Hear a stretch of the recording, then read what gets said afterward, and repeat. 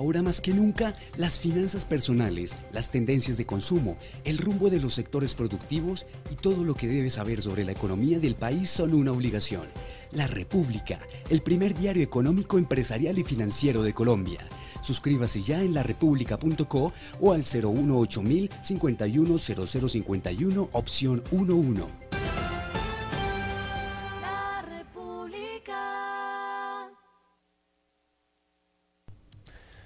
Muy buenos días, bienvenidos. Es un placer estar aquí hoy en las instalaciones de la República, donde nos acogen generosamente para dar inicio a un proyecto de democracia, un proyecto para enriquecer el debate democrático en el campo económico, de manera que podamos escuchar en un uno a uno a todos los candidatos presidenciales que están en el tarjetón en absoluta igualdad de condiciones, con foco en los asuntos más importantes de la agenda económica.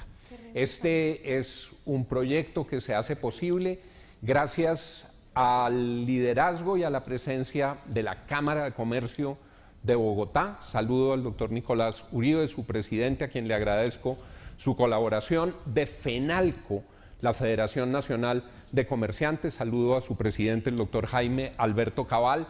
De ACOPI, su presidenta Rosemary Quintero está en camino, llegará para las próximas entrevistas sorteando alguna dificultad de vuelos. Los medios de la organización Ardila Lule, La República, por supuesto, la FM, el canal RCN y Noticias RCN harán el cubrimiento periodístico, y le quiero agradecer al doctor Sergio Quijano, el gerente general de La República, su hospitalidad. Fernando Quijano, mi colega y compañero, quien debía estar aquí sentado, también está padeciendo por las inclemencias de los vuelos de regreso a la ciudad de Bogotá.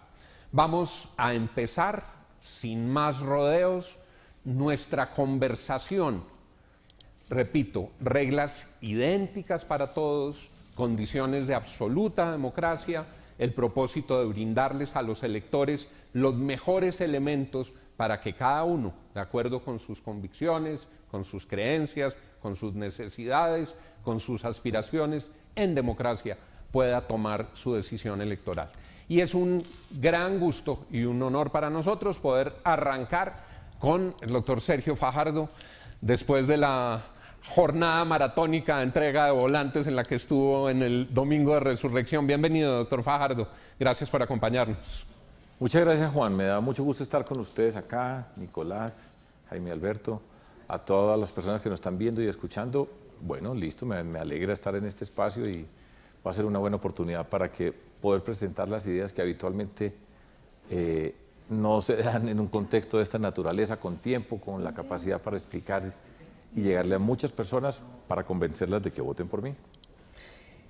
Sergio Fajardo arranca con esta serie. Las reglas son muy sencillas. Yo aquí soy básicamente un facilitador, porque las preguntas vienen del querer y de las inquietudes de los afiliados a la Cámara de Comercio, a FENALCO, de manera que los que están a cargo de las preguntas en esta primera sesión son el doctor Nicolás Uribe y el doctor Jaime Alberto Cabal, a quienes cedo la palabra. Doctor Nicolás, arranque usted con el primer tema. Muchas gracias, Juan. Muchas gracias, doctor Fajardo, Jaime Alberto, y muy buenos días a todos los que nos están viendo. Yo quisiera empezar con una pregunta conceptual, doctor Fajardo. Tiene que ver con la libertad de empresa.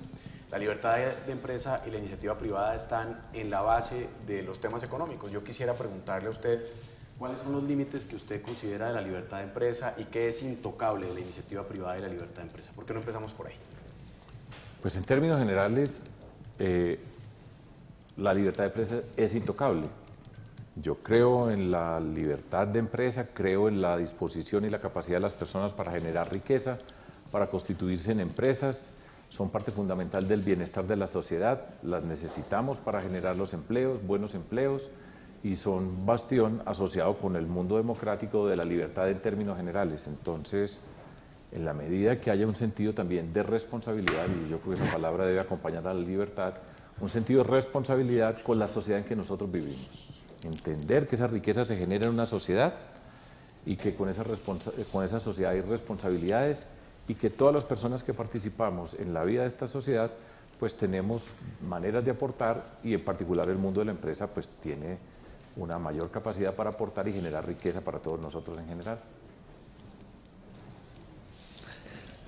Bueno, doctor Sergio, bienvenido, muchas gracias, un saludo muy cordial a Juan, a Nicolás, también a Sergio Quijano.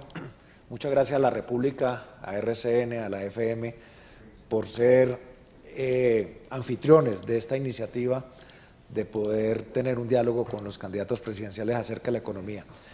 Doctor Sergio, el tema de desempleo es uno de los temas fundamentales para los colombianos. Colombia, sin lugar a dudas, ha avanzado en los últimos 20 años y obviamente el desempleo sigue siendo un problema de 2 dígitos, problema estructural, a pesar del crecimiento económico. Parece que ya el crecimiento económico pues es necesario, pero no es suficiente para generar empleo.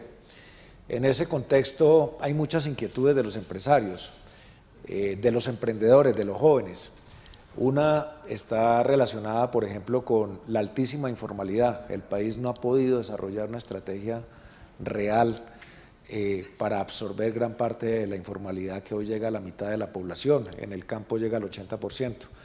La otra gran inquietud es la rigidez en nuestra legislación para generar empleo.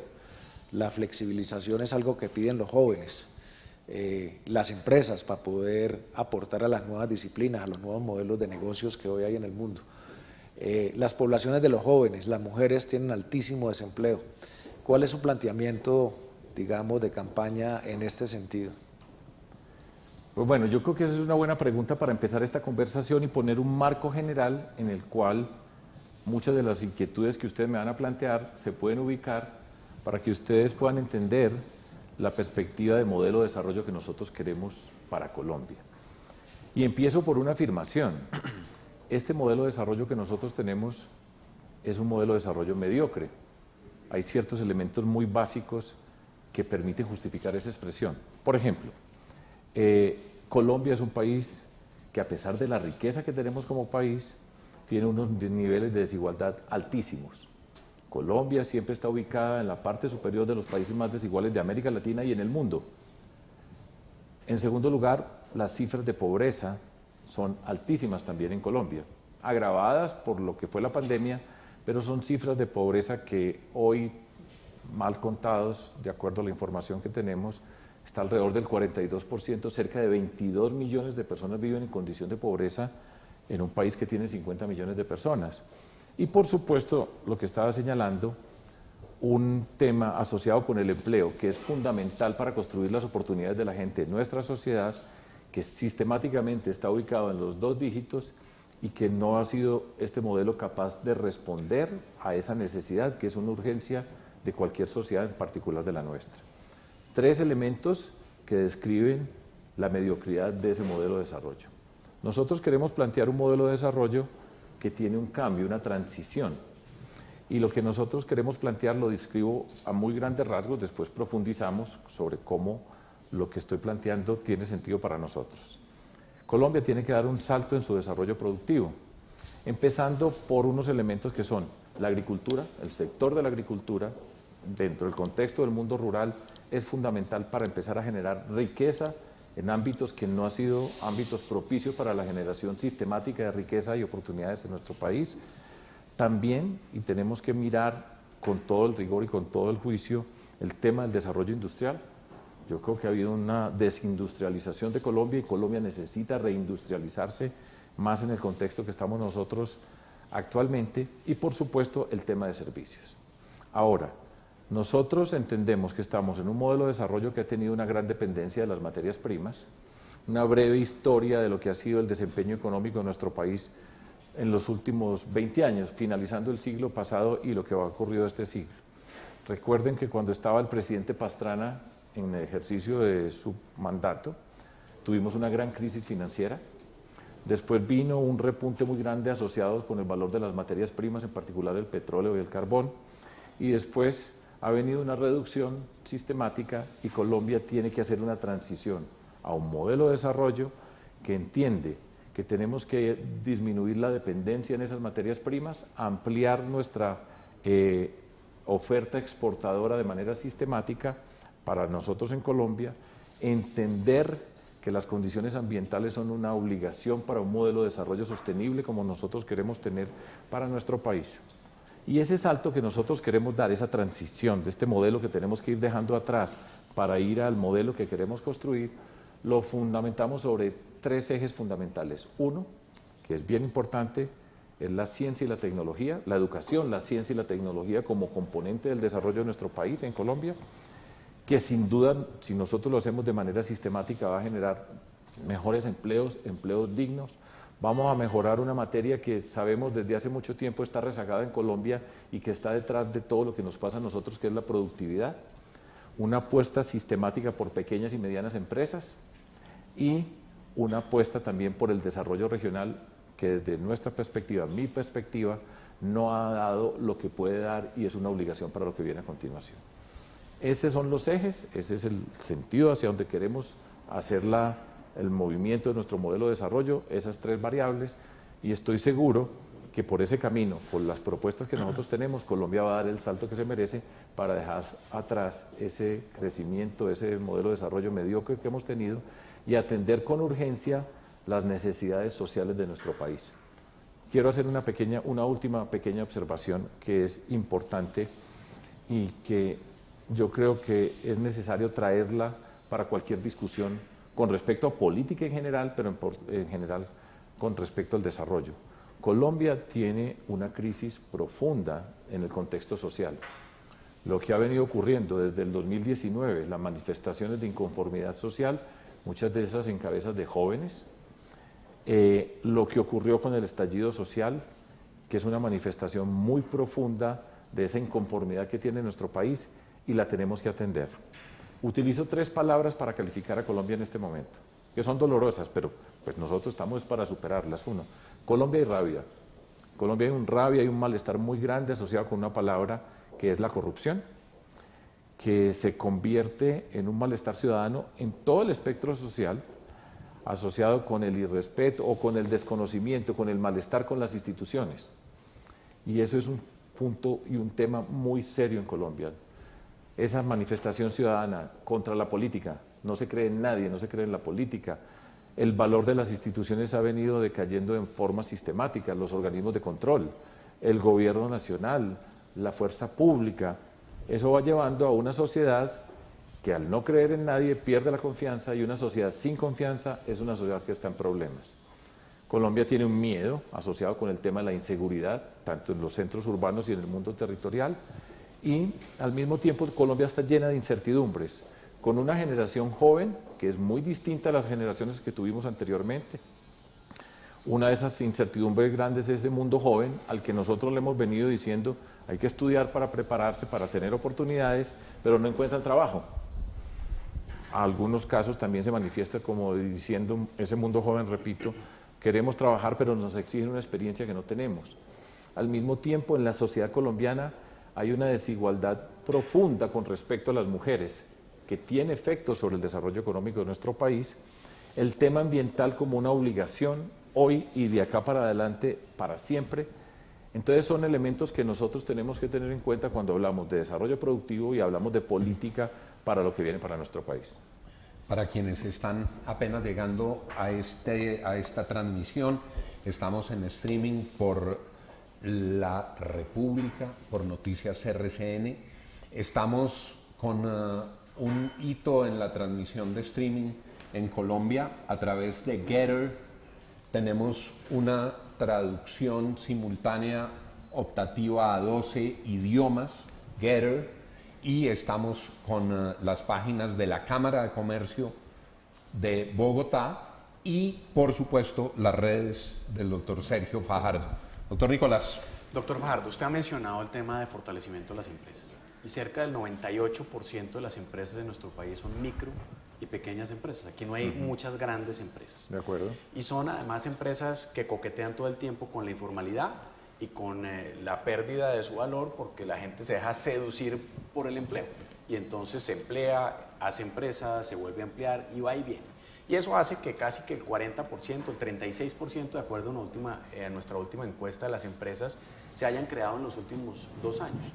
Usted habla del fortalecimiento empresarial. Sobre ese tema en particular, ¿cuáles son 3 o 4 propuestas concretas para fortalecer las empresas en Colombia y permitirles a estas generar los ingresos y los empleos de los que acabamos de conversar en la pregunta anterior? Sí, nosotros en nuestra propuesta tenemos una gran apuesta naturalmente por las micro, pequeñas y medianas empresas, pero en particular hay un mundo de pequeñas y medianas empresas que merece una atención. Y las divido en 3 categorías. Unas que están en el mundo de la informalidad.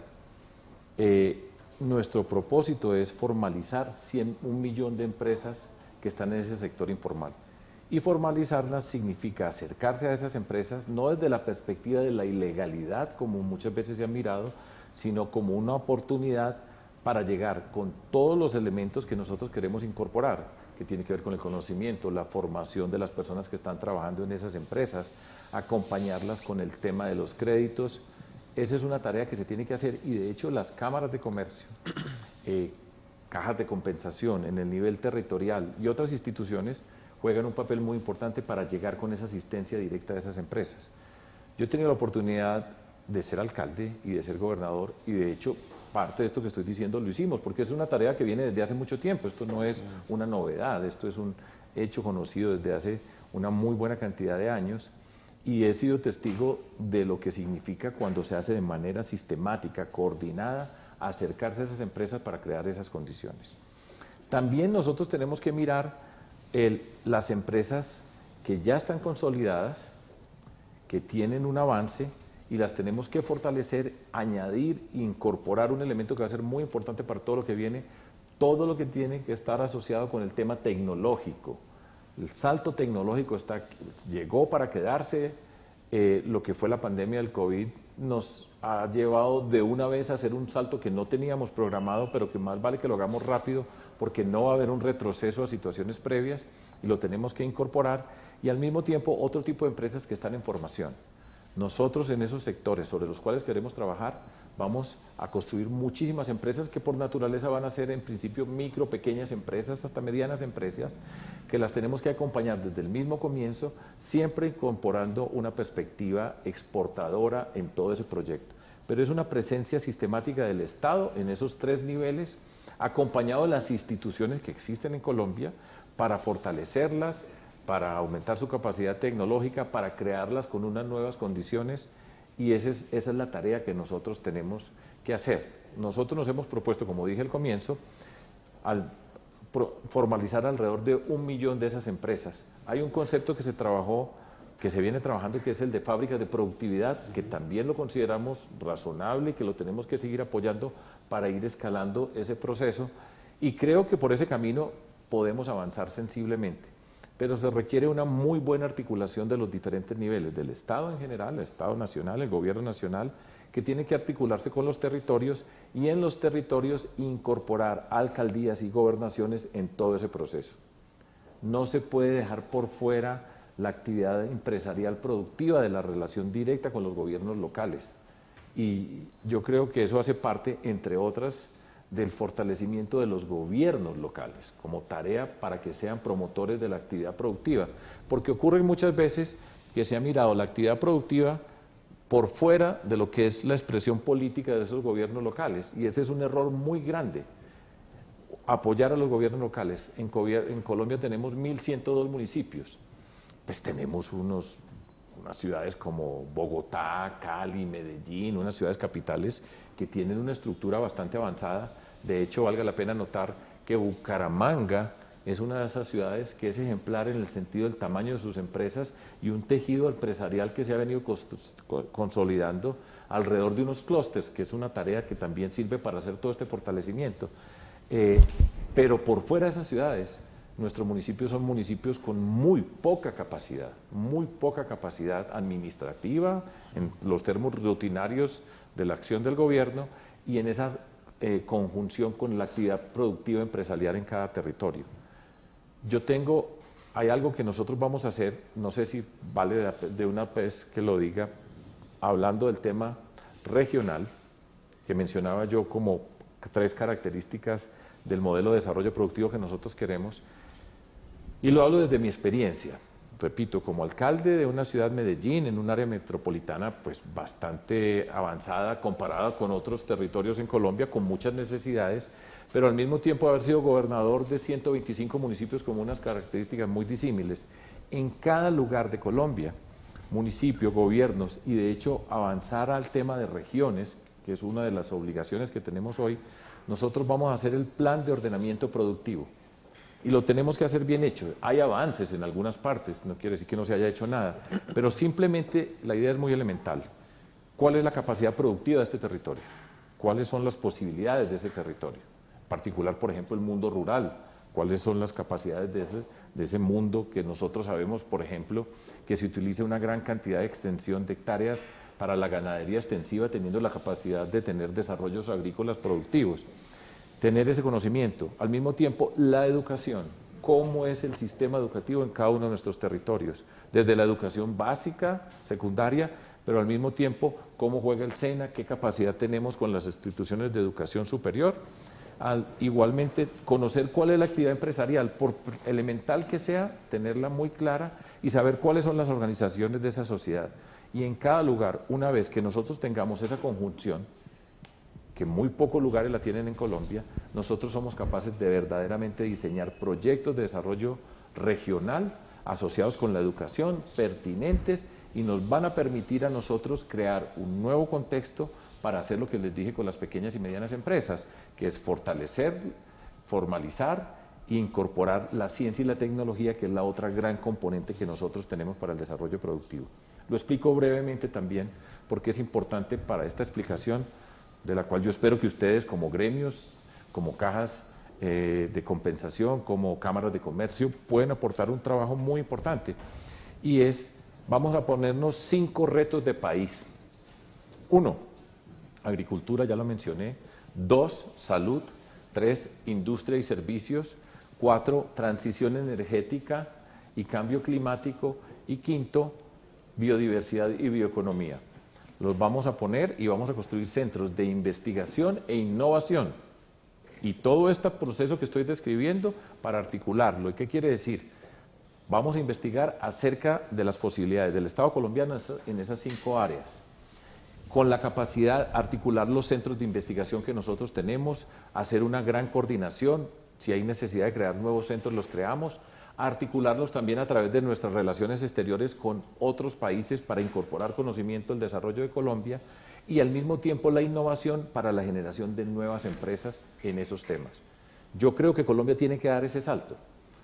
Desde mi experiencia se puede dar el salto, hay pedacitos donde hemos visto que se puede hacer, pero lo tenemos que hacer de manera sistemática. Colombia tiene que dejar atrás este país nuestro, con la riqueza que tenemos, pero atrapados en el mundo de la violencia, la confrontación permanente, la corrupción, que nos quitan la posibilidad de tener proyectos de país. Y estos van a ser grandes proyectos de país alrededor de, repito, de la educación, la ciencia, el conocimiento, para avanzar en nuestra estructura productiva en Colombia. Colombia tiene que dar ese salto.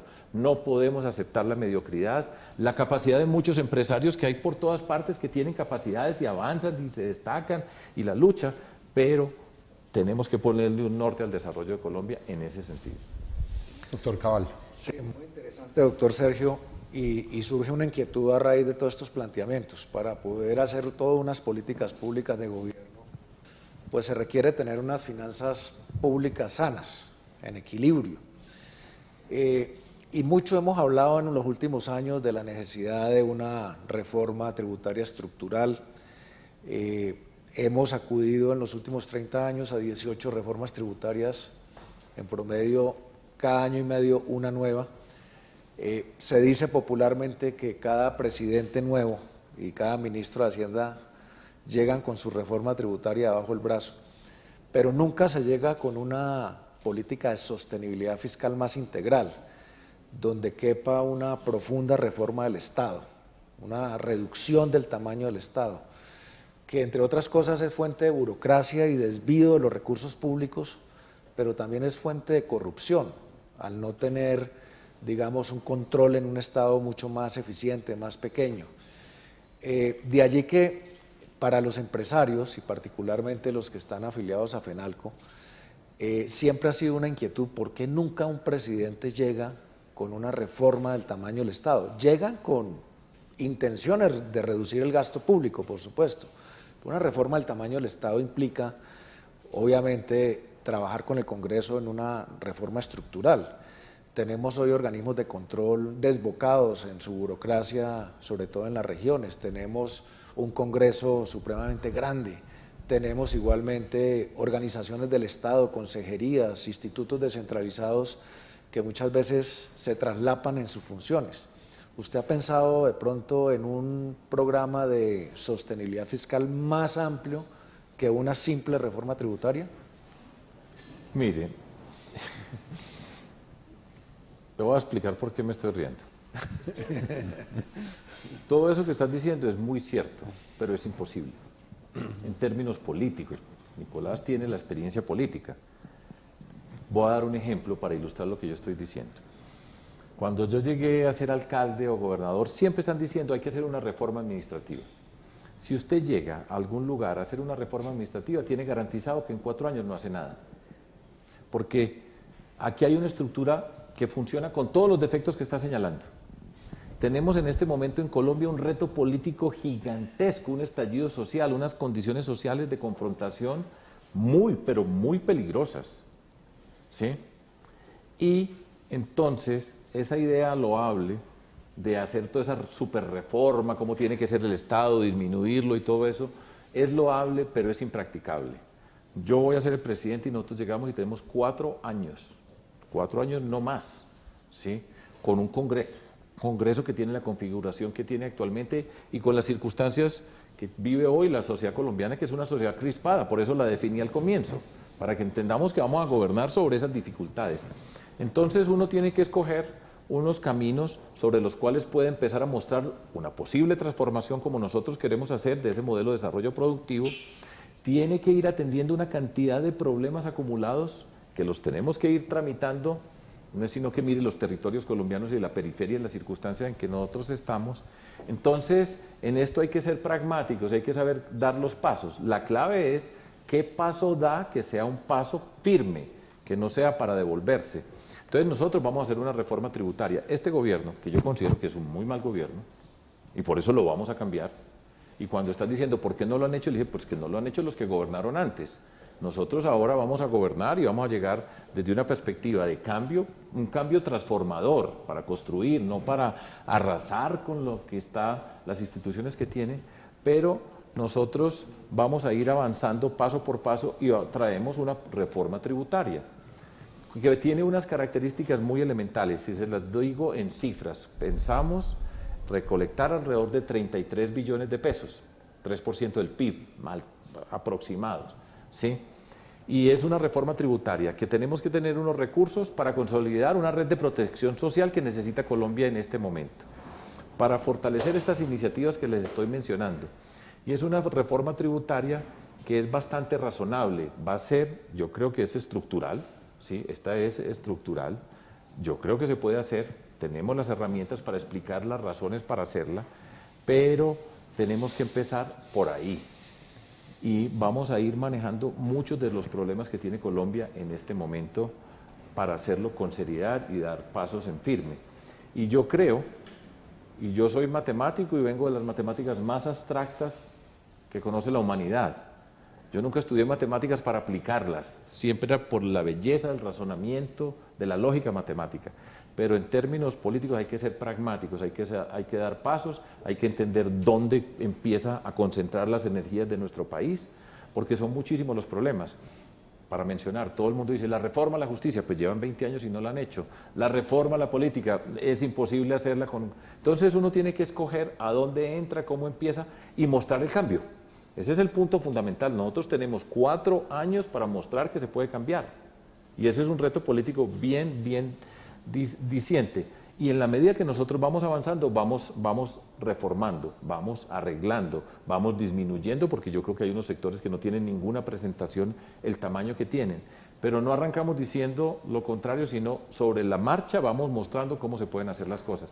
Es bastante pragmático, pero es lo que se necesita. Y les voy a poner un ejemplo. Yo sé que el mundo empresarial está atento a esto y siempre me gusta poner este ejemplo, que es indicativo. En el 2019 al presidente Piñera le hicieron una entrevista en el Financial Times,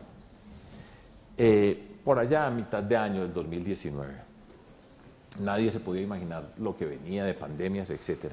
Y él dijo que Chile era un oasis en América Latina.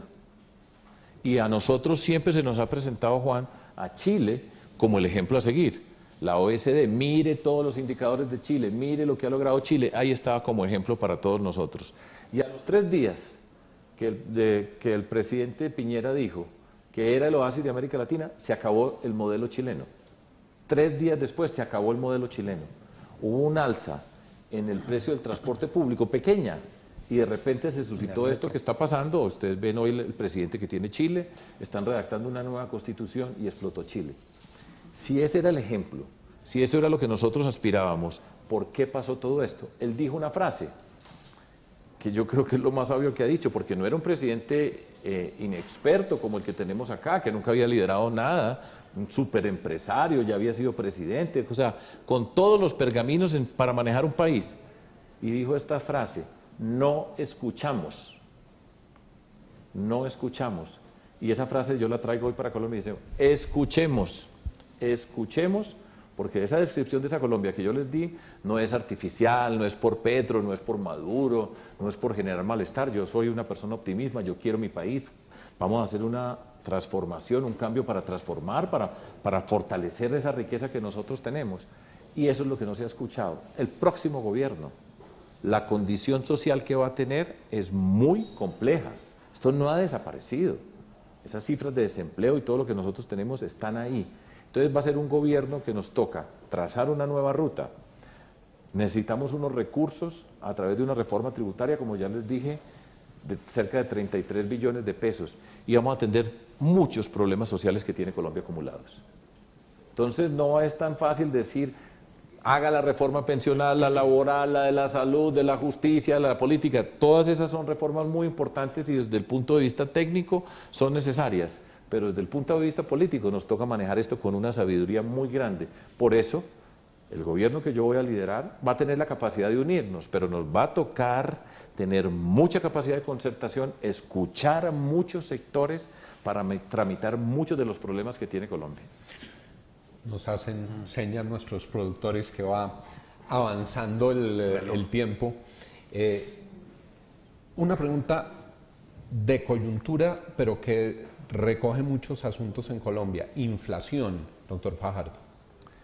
Para acabar de agravar todas las circunstancias, la inflación pues es un problema global, empecemos por eso, pues no es único nuestro. Yo leo con mucha atención lo que pretenden hacer en otros países. Los Estados Unidos, por ejemplo, está en una situación muy compleja en términos políticos. Fíjense que es que todo esto va a la política y esto se maneja desde la política. Entonces tenemos una inflación que en una condición de hambre como hay en Colombia, ya las cifras son conocidas, el mismo Dani ha dicho, 2 de cada 3 personas no alcanzan a hacer 3 comidas al día en nuestro país. El costo de los insumos para la producción de nuestros alimentos en Colombia, para mencionar solamente los alimentos, nos pone en una situación todavía más compleja de la que veníamos nosotros. Entonces tenemos que hacer varias cosas. Una, atender rápido todas esas condiciones de hambre. El hambre es una condición que nosotros no podemos aceptar como sociedad. Y hay medidas asociadas con bancos de alimentos, que la Iglesia Católica ha tenido una organización por diferentes partes del país, comedores comunitarios, entender que hay muchas partes que están en esas necesidades. El programa de alimentación escolar es una necesidad y una urgencia que ha sido parte de ese mundo doloroso de la corrupción, que todas las semanas, yo no he leído el periódico de la República de hoy, pero es muy probable que haya algo acerca del PAE, que es la forma como se conoce el programa. Entonces lo tenemos que hacer que funcione. Al mismo tiempo nos ha puesto de frente la realidad, y esto nos lleva, y voy a añadir una componente dentro de esta mirada general, y es este mundo globalizado que nosotros teníamos cambió y cambió para siempre. Esto no va a volver a ser lo mismo que estábamos viviendo nosotros antes. Y ahí, por ejemplo, pues nos descubrimos que nosotros importamos una gran cantidad de elementos para la agricultura de Ucrania y de Rusia.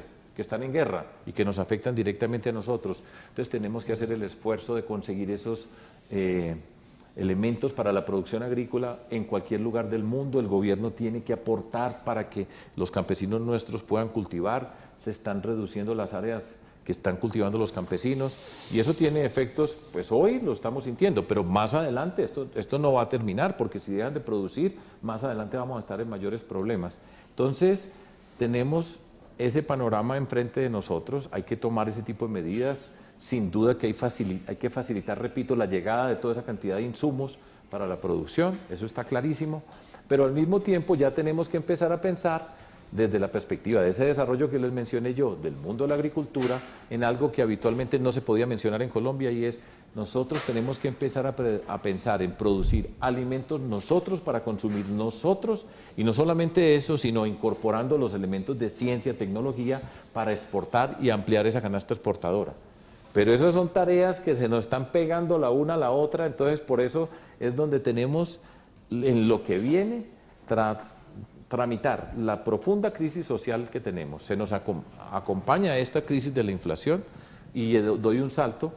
Me han preguntado en alguna oportunidad qué pienso del hecho de que el Banco de la República haya subido los intereses.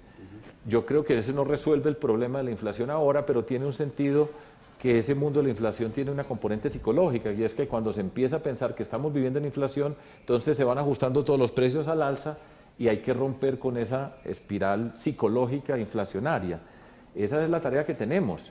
No hay muchas más herramientas. No es que alguien tenga, tiene la idea maravillosa y que con esta llegue y nos saca del problema, pero ahí vamos y nos dificulta más las condiciones que tenemos. También hemos dicho que tenemos que hacer un ajuste a muchos de esos subsidios de las familias más pobres para tener en cuenta el costo de alimentos, porque además, volviendo a lo que pasa habitualmente en Colombia, el mismo Dane lo ha dicho, la inflación castiga a los más pobres, a las personas más ricas no se ven tan castigadas por la inflación. Entonces nos toca mezclar todos esos elementos en forma simultánea para empezar un nuevo gobierno que viene con toda esa carga. O sea que tenemos que tener las pilas muy puestas, la cabeza muy bien puesta y el espíritu muy preparado para tramitar tantas dificultades.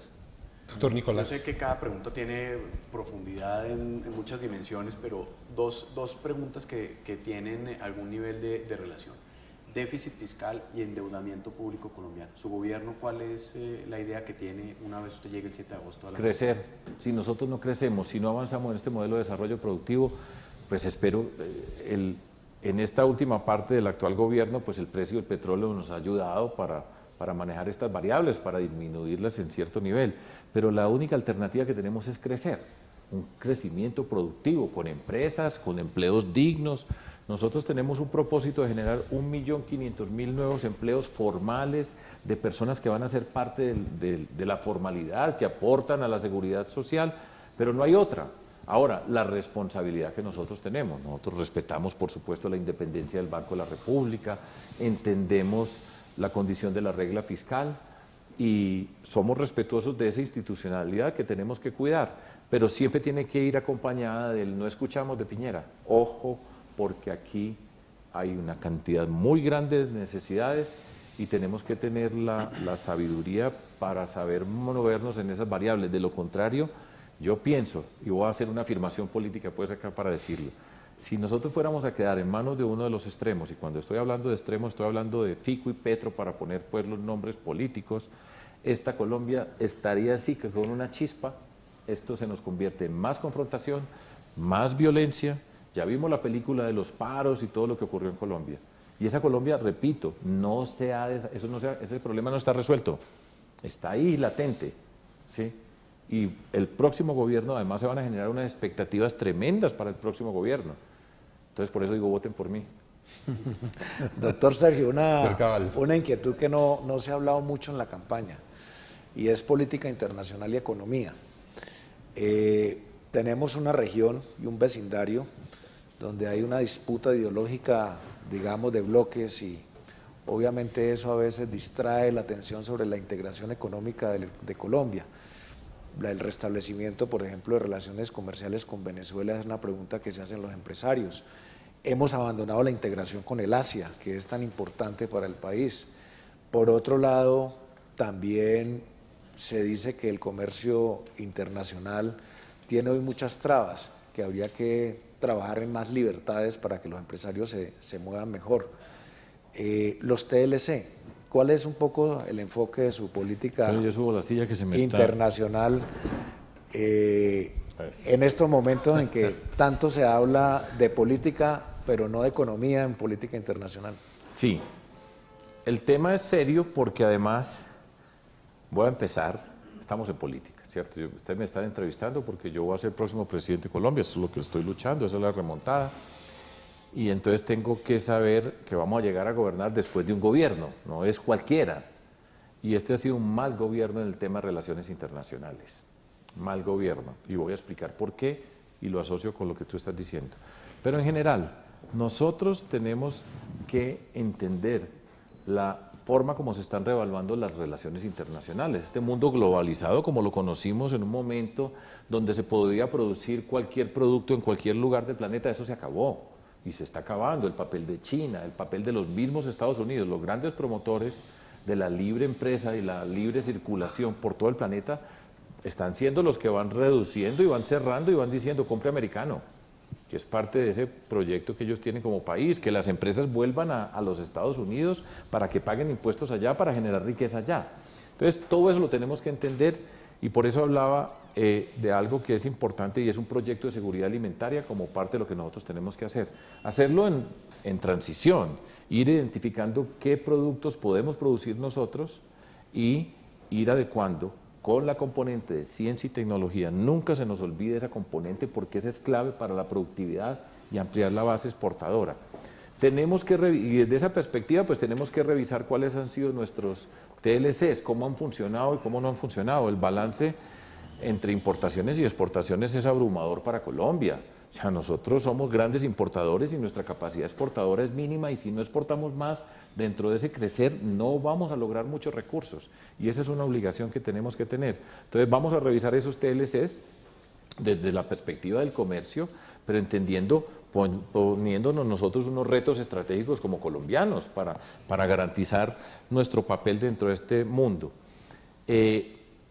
Empezaste con una calamidad nuestra de los latinoamericanos, esa incapacidad de trabajar entre nosotros, se construyen instituciones con unos gobiernos, la Alianza por el Pacífico, por ejemplo, que incluía a México, ahora México no está participando, es mínima, entonces nunca somos capaces de ir un paso más allá. Para nosotros, Colombia, este mercado cercano a nosotros es muy importante, porque ahí vamos incorporando y tenemos mayor capacidad exportadora con nuestros vecinos. Entonces, las relaciones internacionales las vamos a tener que repensar desde esa perspectiva. En particular, ejemplo, Venezuela, para ilustrar un caso de relaciones internacionales que tiene relación directa con nuestra capacidad de producción.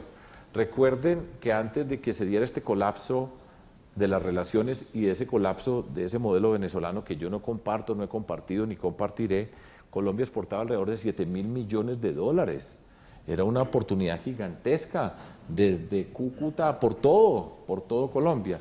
Entonces tenemos que hacer también una mirada juiciosa de las relaciones internacionales a partir de nuestros intereses. Venezuela es un caso particular donde se llegó al poder por una confrontación y en el 2018, la polarización en el 2018 era, esto va a ser como Venezuela. A mí me decían que yo era castrochavista, pero que iba a otra velocidad. Y esa forma de dividir, pues es fatal, sí, porque eso es mantener viva la confrontación, que es la que vamos a tener que resolver. Pero ¿qué ocurrió? Pues el presidente Duque, recuérdelo, con Piñera, al lado de Cúcuta, en un concierto internacional diciendo que tenían las horas contadas. Entonces, los Estados Unidos, para dar un salto muy grande, hace un par de meses nos dieron una lección. Allá mandaron a Juan González, el encargado de Latinoamérica en el Departamento de Estado, a que se sentara con ellos, a mirar cuáles eran los problemas que tenían y las condiciones que tenían. Entonces, esa ha sido una mala relación. Yo espero que se avance en la posibilidad de que haya una negociación con los Estados, liderada por los Estados Unidos y la Unión Europea, que la oposición pueda participar en unas elecciones democráticas, libres, y que eso nos sirva a nosotros para reanudar una relación comercial con Venezuela y de hecho para que muchos venezolanos eventualmente puedan regresar a su país. Entonces, todo este paquete lo tenemos que ir mirando, pero nos toca ser mucho más inteligentes en el sentido de cómo nos relacionamos con cada uno. Y desde esta perspectiva que yo señalé desde el comienzo, nosotros nos vamos a integrar al mundo desde esta perspectiva de un desarrollo productivo diferente y tenemos una gran obligación de exportar muchísimo más y tenemos que saberlo hacer.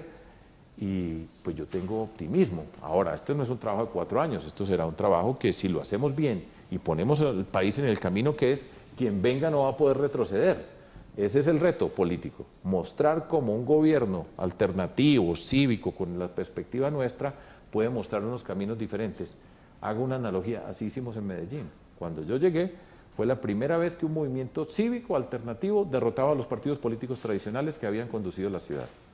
Y llegamos, actuamos y en 4 años y le cambiamos la historia a la ciudad y mostramos que había un camino donde convocamos al sector productivo, al sector privado, las organizaciones sociales, el sector académico, el sector Estado, y nosotros fuimos capaces de convocar para trabajar juntos, que eso es lo que yo creo que tenemos que hacer en Colombia. No va a ser una confrontación Estado contra los otros, y yo Estado es el que digo cómo tiene que ser, pero el Estado conduce y convoca, y para poder convocar se necesita libertad, entre otras no estar asociado con la corrupción, porque los corruptos se van quedando con pedazos de ese Estado, y eso es parte de lo que no nos permite en Colombia tener un proyecto de país. Esa es mi convicción total, mi sueño, y no veo la hora que sea el 7 de agosto para empezar a trabajar. Sergio Fajardo, estamos llegando al final de la primera de estas conversaciones. Me indican los productores que nos alcance el tiempo para una pregunta corta con una respuesta corta. Eso. Y así cerramos este diálogo. Iba, doctor Fajardo, en esta reforma que usted va a presentar... No lo vamos a tocar. No lo va a tocar, no. Ni a meter, ni a sacar, No, ni a bajar, ni a sacar. subir la tasa. Así se queda el IVA. Así se queda, sí. Con esa pregunta tan cortica, esa respuesta tan cortica, Sí, sí. alcanzamos a una más. Yo creo que en el primer tema del empleo se nos quedó algo pendiente. ¿Reforma laboral sí o no? Flexibilización, sobre todo, más que reforma. Mire, yo le digo el orden de los factores acá, repito. Tributaria. Bueno, ustedes saben muy bien que la reforma tributaria, la última, porque es que este gobierno, no se les olvide que el estallido social, así como en Chile empezó porque aumentaron el precio del transporte público un poquito, porque fue un poquito, aquí fue una reforma tributaria que fue la que dio origen al estallido social de abril del 2021. ¿Sí? Entonces, nosotros vamos, reforma tributaria, inmediatamente vamos a empezar con un plan de emergencia, empleo de emergencia. No solamente emergencia en el sentido de unas condiciones coyunturales en algunos lugares, sino tenemos que desatar en la medida de lo posible un programa grande de empleo. Y sobre esa marcha nosotros vamos a empezar a revisar las condiciones laborales, cuáles, y lo digo en este orden porque es importante, porque si uno empieza a hacer una discusión, primero la reforma laboral, entonces empieza a imaginarse los sectores, vamos desatando los sectores y sobre la marcha vamos viendo, esta es la reforma laboral que se necesita, yo no tengo la menor duda, y tenemos que hacer algo que va a ser importante en mi gobierno, que va a tener mucho de concertación. Colombia necesita mucha concertación para lo que viene, de eso no tenga la menor duda. En el Cauca, si no vamos con un proyecto de concertación, el problema social del departamento del Cauca, que es el más difícil para mí de todo Colombia, ¿sí?, no va a ser, se va a solucionar. Entonces vamos a tener un proceso de concertación, pero no esa concertación que ha visto Colombia, que es, a ustedes les ha tocado, faltando un mes para terminar el año, para el salario mínimo, que es una película pues que todo el mundo ya sabe el comienzo, la trama y el final, que es exactamente siempre el mismo. Proceso de concertación permanente, y vamos a incorporar sectores sobre los cuales vamos a tener que estar mirando cómo puede ser el mundo laboral, pero lo vamos a discutir. Sin duda que la tecnología tiene una gran influencia y la vamos a tener que reconocer. El mundo rural en primera instancia es el primero que necesita revisión del tema laboral. Es estacionario, las condiciones en ese mundo rural no se corresponden con los empleos formales en la industria, por ejemplo, en los centros urbanos. Pero la palabra va a ser concertación y orden de los factores. Primero la tributaria, vamos a desatar el tema de empleo como un proyecto grande de país. Lucha contra la corrupción y, por supuesto, donde yo esté en la vida, la educación. Doctor Fajardo, muchas gracias. A ustedes, muchas gracias. Le gracias. agradecemos mucho en nombre de quienes se han unido para tener estas conversaciones de país, de la Cámara de Comercio de Bogotá, de ACOPI, de FENALCO, de la República, de la FM, de Noticias RCN, de nuestras transmisiones en streaming, de Getter, A todos los que nos han seguido, muchas gracias. Ya veo entrando aquí a las instalaciones de la República a la presidenta de ACOPI y al doctor Luis Pérez Gutiérrez, candidato presidencial, quien estará en el siguiente diálogo. Doctor Sergio, muchas gracias. Muchas gracias, Juan. Aquí. Un gusto. Muchas gracias a ustedes. Muchas gracias, doctor Fajardo. Muchas gracias, doctor Fajardo. Con el siguiente streaming con el doctor Luis Pérez Gutiérrez. El diario La República tiene un nuevo beneficio exclusivo para sus suscriptores. Ahora podrá leer The Economist, Revista Child, Harvard Business Review y más de 300 libros, audiolibros y revistas digitales de actualidad en un amplio espectro de temas de interés a nivel mundial. Conozca este y otros beneficios en maslarepublica.co. Suscríbase hoy mismo en alianza con Overdrive.